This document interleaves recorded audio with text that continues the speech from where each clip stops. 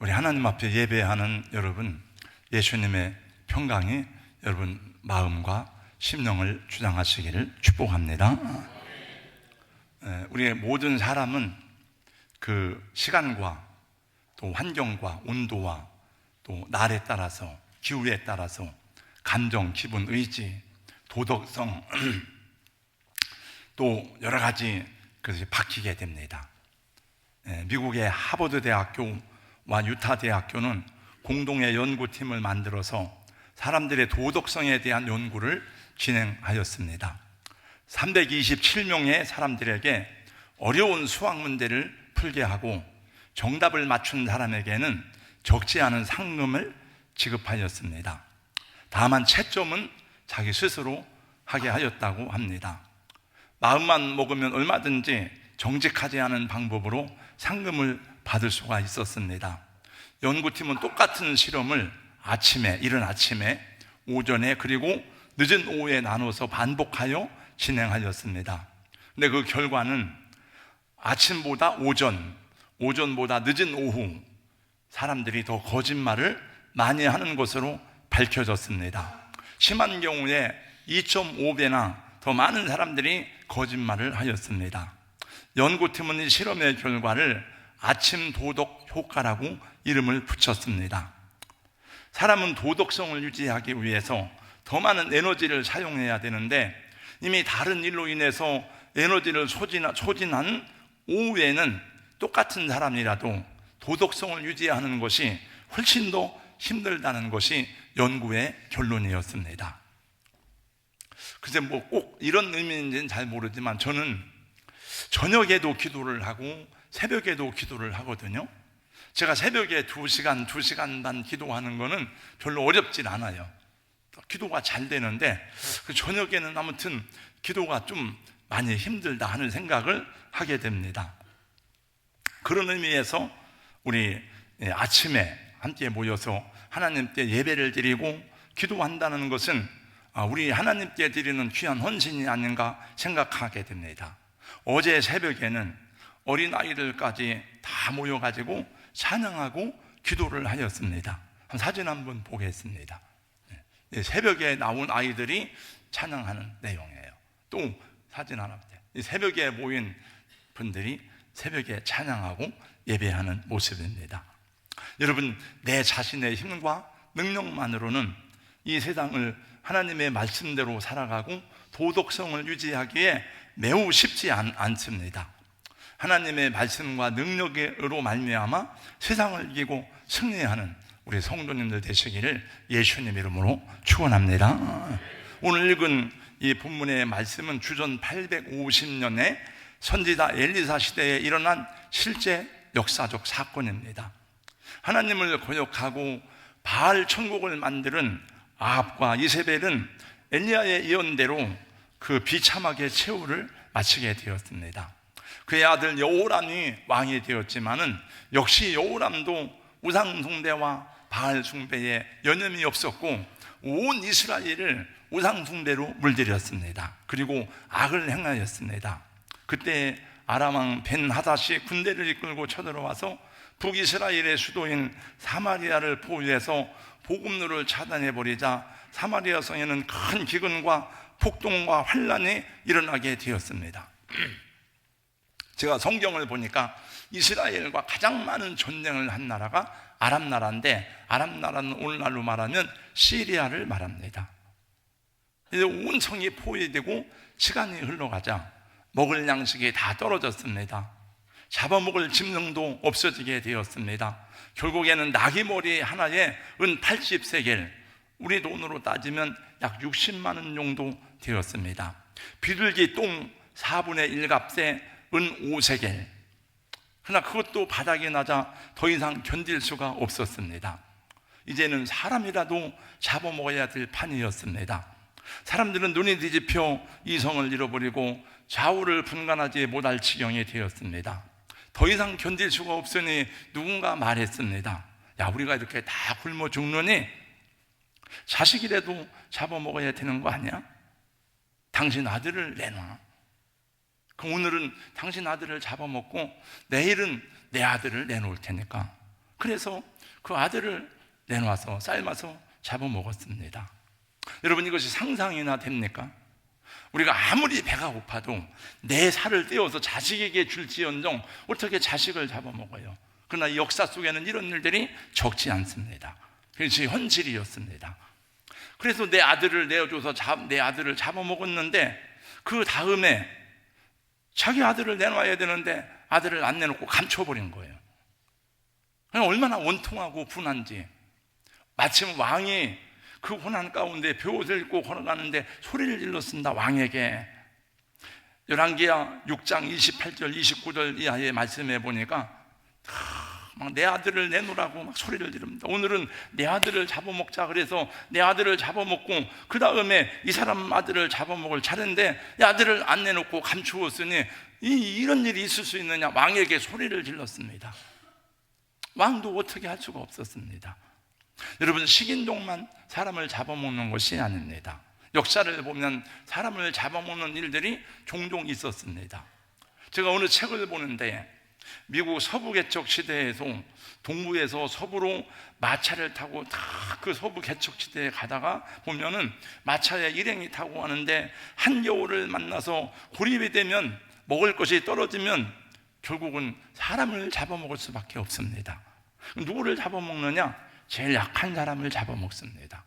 그래서 안 잡아먹히려고 눈을 부릅뜨고 힘을 두고 자면서도 계속 경계를 하는 그런 모습을 저는 책에서 읽어본 적이 있습니다. 북한에서도 고난의 행군을 지나는 동안에 배가 고파서 눈이 빠져나가는데 웬 강아지 한 마리가 들어와서 이게 웬 떡인가 그리고 강아지를 잡아먹었더니 나중에 알고 보니까 그것이 강아지가 아니고 자기 어린 아들이었다는 그런 얘기를 여러분도 들었을 것입니다. 정상적인 상태에서는 가능한 일이 아닙니다. 그러나 전쟁의 와중에 이성이 마비될 정도의 극한 상황이 되면 자기 자식이고 부모고 눈에 보이질 않는 것입니다. 레위기 26장에서는 하나님이 이미 말씀하셨습니다. 이스라엘이 하나님을 배반하고 너희들이 나를 거역하고 우상숭배에 빠질 때에 이런 일들이 일어날 것이라고 예언했습니다. 레위기 26장 28절 29절 말씀에 보니까 내가 진노로 너희에게 대항하되 너희가 죄로 말미암아 7배나도 내가 너희를 징벌하리니 너희가 아들의 살을 먹을 것이요 딸의 살을 먹을 것이라. 신명기 28장에도 이런 말씀이 나옵니다. 여러분, 이스라엘에 왜 이런 고통과 환난이 오게 되었습니까? 그것은 한마디로 이스라엘 왕이 하나님을 대적하고 교만하고 하나님을 거역했기 때문입니다. 그 백성들이 온통 우상숭배에 빠졌기 때문에 그런 것입니다. 범죄로 온 환난이고 고통이었습니다. 지금 사마리아 성이 이런 비극적인 상황 속에서 죽음의 위기 가운데 고통을 당하고 있는데, 근데 마침 사마리아 성에서 쫓겨난 나병 환자들이 그 성문 어귀에서 그들도 그 주저앉아 있었습니다. 이 사람도 굶어 죽기는 마찬가지였습니다. 근데 나병 환자들이 가만히 앉아서 굶어 죽자니 이 너무나 억울한 거예요. 그래서 한 가지 생각을 했습니다. 야, 이렇게 굶어 죽거나 칼에 맞아 죽거나 죽는 것은 마찬가지니까 차라리 아람 나라 군대에 가서 항복을 하자. 살려주면 사는 것이고 죽이면 죽는 것이지, 어차피 죽는 것이니까. 5절 말씀에 보세요. 그들이 우리를 살려두면 살 것이고 우리를 죽이면 죽을 것이라. 저는 성경을 읽다가 보니까 옛날 제가 청년 시절에 많이 들은 읽은 책 가운데 죽으면 죽으리라 안희숙 여사가 1권, 2권 썼어요. 그래서 그 책을 거의 다 봤을 거예요, 아마. 옛날 신앙생활 하는 분들은. 안희숙 여사의 사상과 믿음의 정신은 죽으면 죽으리라. 나는 죽으면 죽는 거지, 순교의 달이라 가는 거지. 그러나 그것은 안희숙 여사의 사상과 믿음만이 아닙니다. 성경을 보니까 죽으면 죽으리라는 말이 여러 번 나오는데, 그런 각오를 가지고 나아가는 사람들은 죽을 수밖에 없는 환경에서도 살아나는 기적을 경험한 일들이 성경에 여러 번 나옵니다. 여러분, 에스더는 그 민족이 다 멸절하게 되었습니다. 그때 모르드게가 에스더에게 말합니다. 너 혼자 네가 왕비의 자리에 있다고 너 혼자 살리라고 생각하지 말아라. 그때 에스더가 말합니다. 나를 위해서 3일간 금식해 주세요. 나도 3일 동안 금식하고 규례를 어기고 왕 앞에 나가리다. 그러면서 한 말이 뭐냐면 죽으면 죽으리이다. 그래서 민족이 살고 역적 하만은 장대에 다니고 자기도 살았습니다. 여러분, 아브라함은 자기 아들을 번제로 바치라는 명령을 받고 모리아 산으로 나갈 때 그게 아버지로서 할 일입니까? 그건 아버지로서 할 수 있는 일이 아니에요. 그러나 그는 하나님의 말씀 앞에서 죽으면 죽으리라는 믿음으로 순종했을 때에 여호와 이레의 복을 받았습니다. 4명의 문둥병자, 이렇게 굶어 죽노니 차라리 아람 나라 군대 가서 항복하자. 그들이 죽이면 죽는 거지 뭐, 어차피 이래 죽으나 저래 죽으나. 그래서 그들은 4명의 이 나병 환자들은 아람 나라 진영으로 막 달려갔습니다. 해질 무렵에 열심히 달려가서 아람 군대 진영에 이르러 보니까, 야, 이게 웬일입니까? 아람 나라 군대가 하나도 없는 거예요. 얼마나 황급하게 도망을 갔는지 군사들이 다 천막과 말과 나귀와 식량과 온갖 귀중품들을 다 버려두고 그냥 도망간 거예요. 도대체 무슨 일이 일어났습니까? 내 나병 환자가 아람 군대를 향해 뛰어가는 동안에 하나님께서 그들의 발자국 소리를 큰 군대가 달려오고 몰려오는 발자국 소리로 듣게 한 거예요. 여러분, 이스라엘과 아람 나라는 작은 나라고 이집트는 제국이에요, 제국. 야, 이집트 군대가 이스라엘을 도우려고 오는구나. 큰일 났다. 그리고 다 도망간 거예요. 모든 걸 놔버리고. 하나님의 역사입니다. 여러분, 세상에는 이런 일들이 종종 있습니다. 그래서 여러분, 힘들다, 어렵다, 낙심하지 마시고 열심히 기도하면서 사시기를 주님의 이름으로 권면합니다. 미국의 어느 집에서는요, 주택을 수리하다가 1800년대에 숨겨놓았던 금괴가 발견돼 가지고 횡재를 했답니다.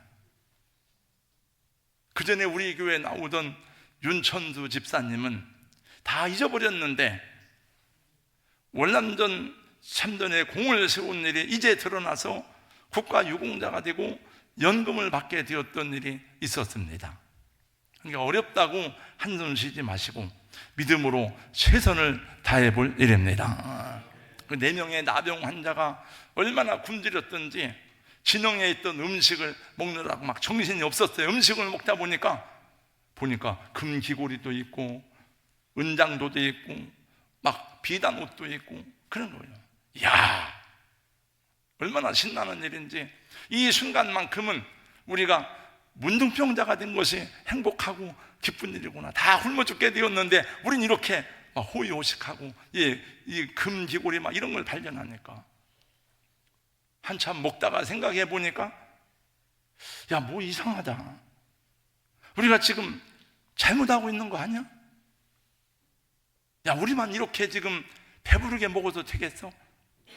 지금 성중에서 우리 형제들이 다 굶어 죽어가고 있는데. 그래서 이렇게 말합니다. 9절을 한번 다 같이 읽어보겠습니다. 9절 다 같이 시작.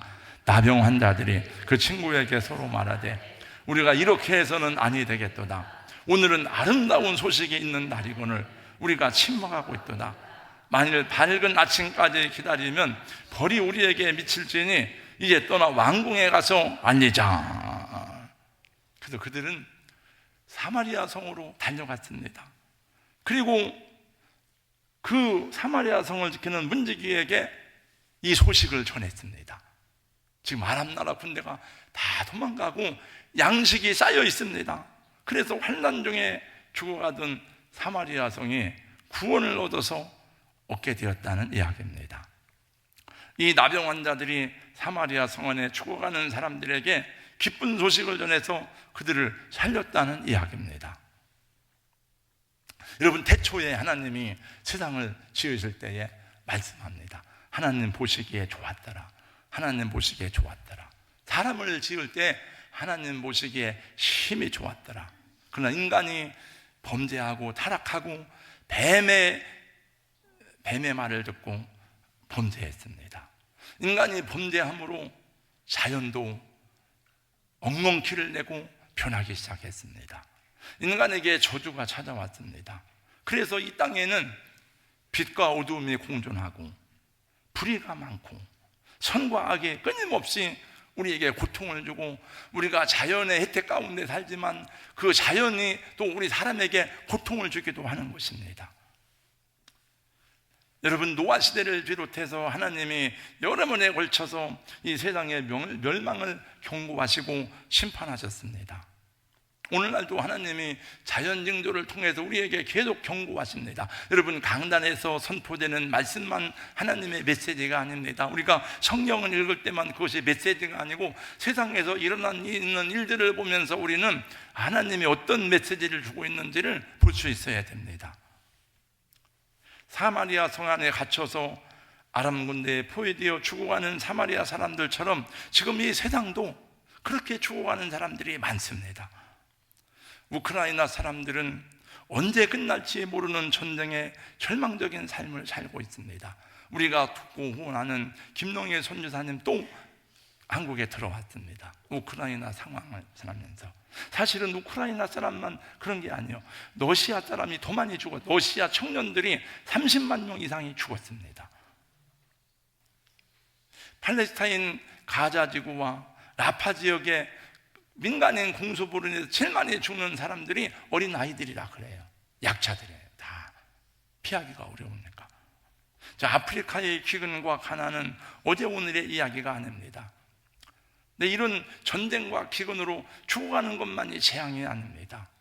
여러분, 이렇게 큰 비극 못지않게 하나님을 알지 못하는 영혼들의 멸망에 대해서 성경은 많이 애통하면서 우리에게 전하고 있습니다. 아모스 8장 11절 말씀해 보니까 주 여호와께서 가라사대 보라 날이 이를지라 내가 기근을 땅에 보내리니 양식이 없어 주림이 아니며 물이 없어 가람이 아니요 여호와의 말씀을 듣지 못한 기갈이라. 그래서 이 먹지 못하는 것만 기갈이 아니고 하나님의 말씀을 듣지 못하는 것이 기근이라는 것이죠.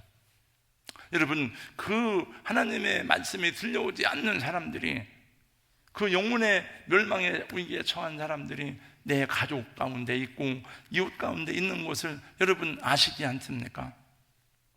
어떻게 하면 사마리아 사람들과 같이 서로를 잡아먹지 못해서 으르렁거리는 이 세상을 구원하고 사람들을 사랑의 주님 품으로 인도할 수 있겠습니까? 그건 다른 방법이 없어요. 하나님이 교회를 세우신 목적이 그것이고 우리를 먼저 구원하신 목적이 무엇인가 하면 너희는 가라는 거예요. 가서 이 복음을 전하는 것입니다. 너희가 교회를 세우면 사람들이 너희에게 몰려올 것이라는 말씀이 없습니다. 너희는 가라는 말씀이 사복음서에 다 나옵니다. 그러므로 먼저 구원받은 우리가 하나님의 역사하심이 나타나기까지 이 4명의 나방 환자와 같이 기쁜 소식을 전하기 위해서 달려가야 된다고 성경은 우리에게 명령하고 있습니다. 아름답도다 좋은 소식을 전하는 사람들의 발이요, 산을 넘는 사람들의 발이 얼찌거리 아름다운 곳. 이 소식을 전하지 않으면 이 문둥병자들도 야, 우리가 내일 아침까지 기다리면 우리에게 화가 임하지 않겠느냐? 사도 바울도 얘기했습니다. 내가 이 복음을 이렇게 전해서 나를 통해서 많은 사람의 구원을 받지만 나는 칭찬받을 게 하나도 없습니다. 왜냐하면 내가 이 복음을 전하지 아니하면 나에게 화가 임할 것이기 때문입니다. 우리 하나님의 사람들이 가져야 될 삶의 자세 가운데 하나가 무엇입니까? 자기 육체를 위해서 심는 자는 육체로부터 썩어질 것을 거두지만 성령을 위해서 심는 자는 성령으로부터 영생을 거두리라. 또 로마서 14장 8절은 이렇게 말씀합니다. 우리가 살아도 주를 위하여 살고 죽어도 주를 위하여 죽나니 그러므로 사나 죽으나 우리가 주의 것이로다. 이제 내가 살아도 다 같이요 주 위에 살고 이제 내가 죽어도 주의 죽네. 하늘 영광 보여주며 하늘 영광 보여주며 나로라. 할렐루야 찬송하며 주께 갑니다. 할렐루야 찬송하며 주께 감. 그러므로 나는 사나 죽으나 그러므로 나는 사나 주나 주님의 것이요 사나 주나 사나 주나 나를 위해 피 흘리신 나를 위해 피 흘리신 내 주님의 것이요. 오늘 말씀 중에서 기억해야 될 내 나병 환자의 말입니다. 우리가 이렇게 해서는 안 되지 않느냐? 빨리 가서 이 아름다운 소식을 전해야 되지 않느냐? 이 살 길이 여기에 있다. 죽지 말고, 아들 삶아 먹지 말고, 딸 잡아먹지 말고, 여기 살 길이 있다는 거예요. 여러분, 우리도 이 복음을 전해야 된다 하는 것입니다. 목사님, 내 앞가림도 잘 못하는 사람이 뭔 전도냐고 말하면 안 됩니다. 사마리아에서 천대받고 멸시받고 내쫓긴 사람들이에요. 야, 너희들은 성 안에 살 자격도 없어. 다. 그러나 이 나병 환자들을 통해서 사마리아 성을 구원하신 하나님입니다. 오늘 전도 주일 선포하는 날인데 2024년 봄에도 또 여러분 전도해서 영혼 구원하는 일에 쓰임받는 저와 여러분, 우리 교회가 될 수 있기를 주님의 이름으로 축복합니다. 여러분, 여러분이 못하는 게 아니에요. 안 하는 거예요. 여러분이 전도 안 하잖아요. 못하는 게 아니고 안 하잖아요. 제가 몇 주 전에 교역자 회의하면서 야, 기적이다, 기적. 우리 교회가 이렇게 은혜롭게 나가는 게 기적이다. 여러분 전도합니까? 나도 전도를 안 하고, 전도지가 1년 동안 이렇게 쌓여가지고 전도지 한번 인쇄해 놓으면 1년 동안 가고 하는데, 성도들이 전도도 왔는데 이 교회가 이렇게 유지가 되는 게 참 하나님의 은혜다, 그런 얘기를 했습니다. 여러분, 우리는 지금 십자가 고난을 통해 죽으시고 부활하신 예수님을 묵상하는 사순절기를 보내지만은 우리 주님의 고난에 동참하다고 말하는데, 예수님의 고난에 동참하는 가장 구체적이고 실제적인 길이 무엇입니까? 전도하는 거죠. 사복음서 마지막 주님이 가시면서 유언처럼 하신 말씀이 그겁니다. 너희는 온 천하에 다니며 만민에게 복음을 전파하라. 믿고 세례를 받는 사람은 구원을 받을 것이요 믿지 않는 사람은 정죄를 받으리라. 그러니까 우리에게 능력 있는 거 아니에요. 우리는 가도 전하기만 하는 거죠. 이 일을 위해서 예수 그리스도는 하늘 보좌를 버리시고 세상에 내려오셔서 십자가에 죽으셨습니다. 이 일 때문에 사도 바울은 모든 그의 지식과 명예와 세상적인 성공을 다 포기하고, 여러분, 사도 바울은 박사학위를 따지면 3개 이상 갖고 있는 사람이에요. 정말 능력 있는 사람이에요. 그러나 다 버렸어요. 복음을 위해서 나의 달려갈 길과 주 예수께 받은 사명, 곧 하나님의 복음을 증거하는 일을 마치려면 나의 생명을 조금도 귀한 것으로 여기지 아니하노라. 골로새서 1장 24절 말씀해 보니까 이제 내가 너희를 위해서 받는 괴로움을 기뻐하고 그도의 남은 고난을 그의 몸된 교회를 위해서 내 육체에 채우노라. 그러니까 이 남은 고난은 예수 복음을 증거를 위한 수고, 희생, 사랑을 얘기하는 거죠. 그걸 내 육체로 감당하겠다는 거죠. 내 몸으로 감당하겠다는 거예요. 입으로 아닙니다. 이론이 아닙니다. 다른 사람에게 가르쳐서 행하게 하겠다는 것이 아닙니다. 저 우리 성가대원들 잘 가르쳐가지고 현장으로 보내는 게 아니고 내가 그렇게 하겠다는 거예요. 전도는 실패가 없습니다. 할렐루야. 한번 저를 따라서 하겠습니다. 전도는 실패가 없다. 안 하는 것이 실패고 불순종해요. 안 하는 것이. 전도는 실패가 없어요. 내가 구원하는 게 아니잖아요. 가도인은 전하라고 했을 뿐이지 구원하는 것은 하나님이 하시는 일. 그러니까 안전하는 것 자체가 실패고 하면 성공인 것이죠. 운동장에서 경기하는 선수가 아무리 작전을 이해하고 훈련을 많이 받고 몸을 잘 관리하셨어도 현장에서 뛰지 않으면 소용이 없는 거예요. 태권도 교관 있습니다만 태권도 아무리 배워도 실전에서 사용하지 않으면 소용없는 거예요. 우리 기도인도 마찬가지예요. 현장이 없는데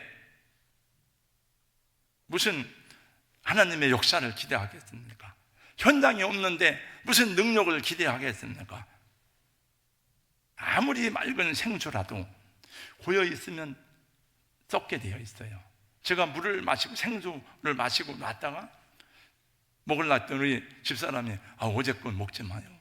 왜? 깨끗한데. 생수는 하루 지나면 세균 들어간다네요.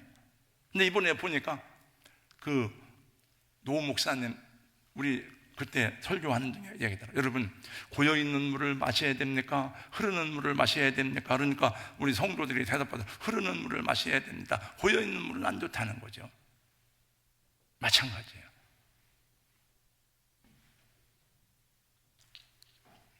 언제부턴가 우리 한국 교회는 이런 갈급함은 없어요. 모두가 다 나를 위로하시는 하나님이에요. CCM 찬양을 들어보아도 은혜가 되지만 내 상처, 내 아픔을 치료하는 내용들입니다. 목회자는 내적 치유 목회라는 이름으로 교회 상처받은 교인들 다니면서 다 주님이 위로하신다, 주님이 치료하신다, 맨 그 애쓰는 그런 일들을 하느라고 에너지를 다 소진하고, 이 교회가 하나님의 군대라고 그랬는데 군대는 나가서 싸워야 되잖아요. 나가서 안 싸우고 우리들끼리 다 부상병들 위로하고 치료하느라고 다 에너지를 소진하는 거예요. 그러면 안 되는 거죠. 현장에 나가야 하나님의 역사를 경험하게 되는 줄로 믿습니다. 가서 전하세요. 여러분, 예수 믿으십니까? 혹시 예수 믿으세요? 예수님이 십자가에 죽으신 것 들어보셨죠? 왜 죽으신지 아세요? 선생님 위해서 죽으셨습니다. 예수 믿어야 구원받습니다. 예수 믿어야 천국 갑니다. 전하는 거예요. 목숨 걸고 하라는 게 아니에요. 이 사람들이 죽으면 죽으리다 그렇게 하라는 게 아니에요. 가서 전해도 누가 우리를 죽이려는 사람이 없어요. 때리는 사람도, 욕하는 사람도, 흉성도 사람들은 욕도 안 해. 싫으면 그냥 안 믿어요. 그냥 그러고 가지 욕도 안 해요. 목숨 안 걸어도 상관이 없어. 그냥 하면 되는 거예요. 부끄러워서 못 하잖아요. 그러면 주님이 말씀했습니다. 이 누구든지 음란하고 죄 많은 세상에서 나와 내 말을 부끄러워하면 인자도 아버지의 영광으로 거룩한 천사들과 함께 올 때에 그 사람을 부끄러워하리라. 여러분, 예수님을 부끄러워하면 안 되잖아요. 예수님은 우리 위해서 십자가 지고 벌거벗긴 채로 제자들이 보는데, 자기를 따르는 여인들이 보는데 온갖 수치와 능력을 받았는데 우리가 예수 이름을 부끄러워하면 안 되잖아. 그래서 일주일에 2시간씩 개인적으로 알아서 하시고, 일주일에 2시간씩은 시간 되는 분들은 화수목 교회 앞에서 전도하니까 시간 내서 오세요. 2시간. 한 번 하면 돼. 한 주에 한 번. 그러면 내일 할 수 있어. 한 사람이 그렇게 오면 2-3사람 짝을 져서 하면 되죠. 그냥 오시면 돼요. 그래서 다 저희 가르쳐 주니까. 우리 교회는 순수한 개척교회입니다. 우리 교회 전체 성도들 가운데 상당수가 우리 교회에서 처음 예수를 믿은 분이에요. 예수님을 믿고 집사도 되고 권사도 되고 장로가 된 분들도 있습니다. 적지 않습니다. 그 부인들이 생각하기를 내 남편이 예수 믿고 집사가 되리라고 생각했겠습니까? 내 남편이 예수 믿고 장로가 되리라는 생각했겠습니까? 못했어요. 근데 시간이 지나고 보니까 집사도 되고 권사도 되고 장로도 되고, 또 아직 안 됐지만은 그런 분들이 나오리라는 믿음의 기대를 가지고 여러분 기도할 수 있기를 주님의 이름으로 축복합니다. 여러분들은 순종을 안 해. 쉬운 거는 왜? 첫째, 제가 맨 처음에 그래서 다 주고 전도 명단을 적어내세요 했잖아요. 첫째, 대상이 있어야 되잖아요. 총을 쏠려면 목표가 있어야 되잖아요. 그 영혼을 놓고 기도하는 거예요. 기도. 네. 큰 교회는 어느 교회 갔더니 수천 명 써놨어야 돼. 조그만 다 아무개 두고 성도들이 기도하는 명단이에요. 자기가 그 명단을 가지고, 여러분 새벽에 뭘 가지고 기도합니까? 첫째 기도하고, 두 번째 전하고, 오고 안 오고는 내 사명이 아니에요. 하나님께 맡기는 거죠. 제가 어느 목장 신방 갔는데 집사님 어머니가 있길래, 어머니 세례 받았어요? 안 받았대. 그 딸이 잘못이에요. 딸이 이번 부활절 때 세례 받으세요. 오세요. 예, 알았습니다. 데리고 오세요. 제가 다 복음 전하고 하니까, 왜 나만 믿고 예수 믿고 나만 천국 가려고 그래? 얘기해야죠, 자녀들에게. 네. 말씀을 마칩니다. 오늘 말씀 제목이 믿음은 포기하지 않는 것입니다. 한번 따라서 하겠습니다. 믿음은 포기하지 않는 것입니다. 큰 소리로 한 번 더 한다. 시작. 믿음은 포기하지 않는 것입니다. 자, 여러분, 누가복음 15장에 세 가지 비유가 나와요. 예수님의 말씀입니다. 첫 번째, 잃어버린 양을 찾는 목자의 비유가 나옵니다. 두 번째, 잃어버린 드라크마를 찾는 여인의 이야기가 나옵니다. 세 번째, 잃어버린 아들을 기다리는 아버지가 나옵니다. 그 이야기의 공통점이 많이 있지만은 오늘 제가 말씀드리는 공통점은 그들은 포기하지 않는다는 거예요. 이 양을 찾을 때까지, 드라크마를 찾을 때까지. 왜? 드라크마는 10개인데 하나를 잃어버리면 그게 약조거든요, 부부간에. 그러면 그게 의미가 없어지는 거예요. 그래서 잃어버린 하나를 찾아야 되는 거예요. 그 아들이 잃어버렸는데 죽었는지 살았는지 알 수가 없어요. 그래서 그 아버지는 밤마다 기다리는 거죠. 어서 돌아 오, 어서 돌아마노. 문 열어놓고 아들이 오기를 기다리는 거예요. 그래서 말씀에, 누가복음 15장 4절 말씀에 보니까 그 잃은 것을 찾아내기까지 찾아다니지 않겠느냐. 여러분, 자식을 잃어버렸으면 한 1년 찾아보다가 어디 가서 죽었나 보지, 그러고 포기합니까? 안 하잖아요. 죽을 때까지 찾을 거 아니에요. 또 한 가지는 예수님이 가르쳐준 거예요. 이게 기도를 포기하지 말 것을 말씀했어요. 예수님이 가르쳐준 기도, 누가복음 11장 강청하는 기도, 그 기도 내용이 뭐예요? 포기하지 말라 이거예요. 그러니까 잠자는 그 사람이 괴로운 거예요. 그리고 나가서 그 사람의 친구의 응답을 줘요. 안 가니까. 누가복음 18장 말씀, 불의한 재판관의 비유, 힘도 없고 백도 없는 과부. 불의한 재판관, 자기 사정 안 봐줘. 돈도 없고 힘도 없으니까. 그러나 포기하지 않아. 끝까지. 그러면서 예수님이 항상 기도하고 낭망하지 말 것을 비유하여 가르쳐 가라사대. 기도에 관한 비유예요. 엘리야가 호렙산 꼭대기에 올라가서 기도합니다. 무릎 쌓여 기도하고 자기 종에게 지중해 편 가봐라. 없습니다. 아무것도 없습니다. 또 기도하고 가봐라. 없습니다. 또 가봐라. 없습니다. 또 가봐. 없어요. 없다니까. 아무것도. 또 가봐라. 7번째 가니까 손바닥만한 구름이 보여요. 뭐 손바닥만한 구름이 하나 떠오르네요. 큰 빗소리가 들리는구나.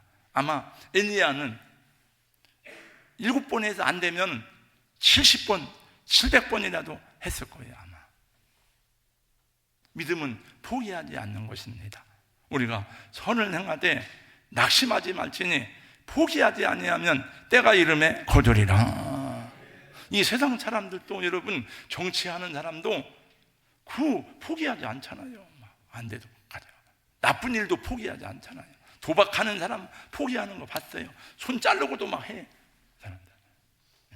우리는 선한 일이 하는 거죠. 영혼 구원하고 전도하는 일. 여러분, 복음 전하는 일 포기하지 않기를 주의 이름으로 축복합니다. 기도하는 일 포기하지 않기를 예수님 이름으로 축원합니다. 히브리서 11장 6절 다 같이 믿음이 없이는 다 같이 큰 소리로 함께 외치고 마칩니다. 시작.